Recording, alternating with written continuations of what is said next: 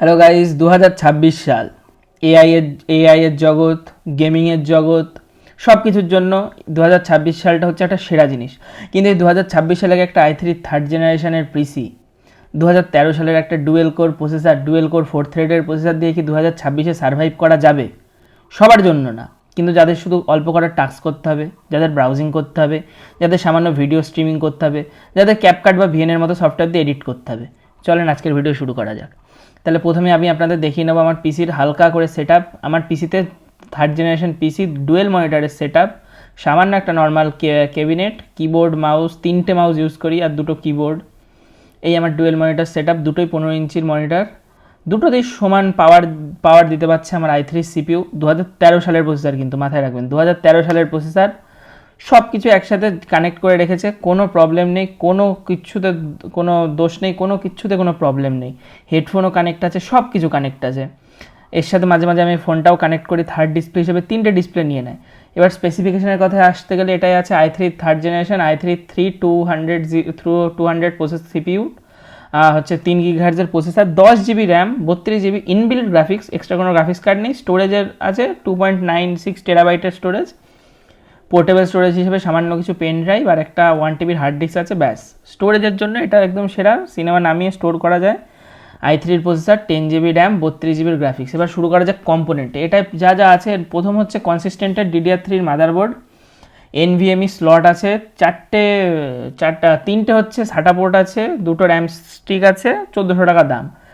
CPU আছে হচ্ছে i3 third generation 3200 normal 3.3 গিগাহার্জের max clock speed, 32 GB RAM support করে, DDR3 র্যাম সাপোর্ট করে।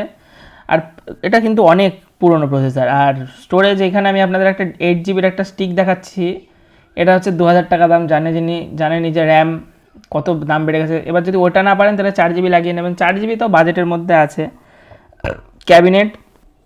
ক্যাবিনেট একটা সামান্য ধরনের ক্যাবিনেট, সামান্য 8 জিবি, সামান্য কিচ্ছু নেই। কিন্তু এরকম ক্যাবিনেট পেতে গেলে অফলাইনে আপনি 500-600 টাকায় পেয়ে যাবেন, আর অনলাইনে গেলেও এরকম ক্যাবিনেটও পাওয়া যাবে। কিন্তু অনলাইনে সেম ক্যাবিনেট, এই দেখেন পুরো সেম ক্যাবিনেট আমি পেয়ে গেছি 890 টাকায়। কিন্তু 890 টাকা দিয়ে উইদাউট 8 জিবি নেওয়ার দরকার নেই। পাওয়ার সাপ্লাই একটা 250 থেকে 300 ওয়াটের পাওয়ার সাপ্লাই হলে এই পিসিটা ইজি চলে যাবে। আর যদি আপনি ভবিষ্যতে কোনো আপগ্রেড করতে চান বা এক্সট্রা স্টোরেজ লাগাতে চান তাহলে আলাদা ব্যাপার। সিপিইউ এই যে নর্মাল, এখন ব্যাকগ্রাউন্ডে টাস্ক চলছে প্রায় 5-6টা বড় বড় টাস্ক, কিন্তু সিপিইউ দেখতে পাচ্ছেন 4 থেকে 5%। এবার আমি আপনাদের একটা কথা বলি, এই যে সবাই বলে হাই এন্ড পিসি লাগবে, এটা একটা মেট্রিক্স, এটা একটা সোজা মেট্রিক্স। হ্যাঁ, আমি আপনাদের এবার দেখাই। এই যে সিপিইউ এর সমস্ত ধরনের জিনিস দেখতে পাচ্ছেন। হাই এন্ড পিসি লাগবে কাদের লাগবে? যাদের দরকার তাদের লাগবে। সামান্য কিছু কাজ করার জন্য হাই এন্ড পিসির দরকার নেই।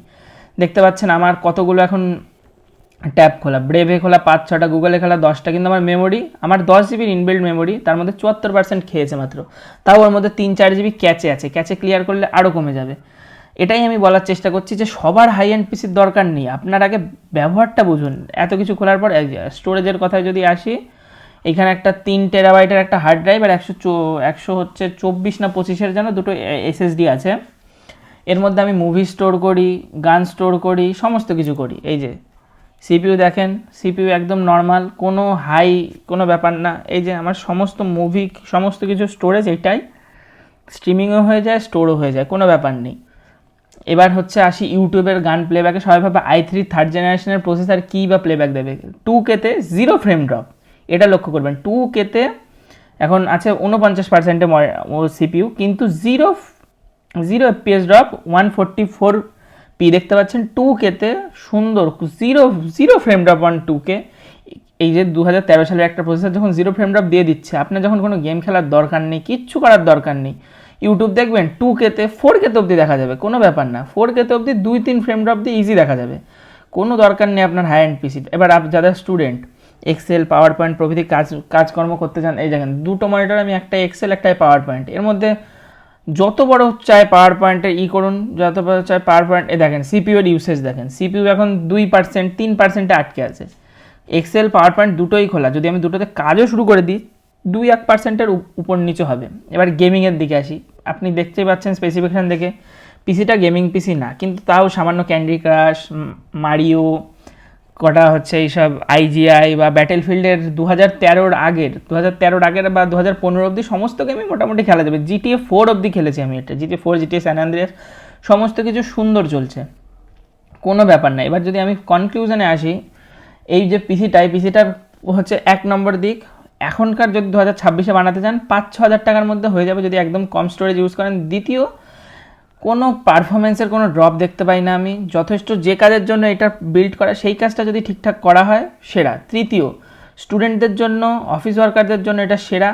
5-6টা আরও অনেক ধরনের কারণ আছে, সব এই ভিডিওতে বলা যায় না, সমস্ত স্পেসিফিকেশন ডেসক্রিপশনে দেওয়া থাকবে। যদি আপনার ইউজ কেস এইগুলো হয়, চোখ বন্ধ করে পিসিটা নিয়ে নিন।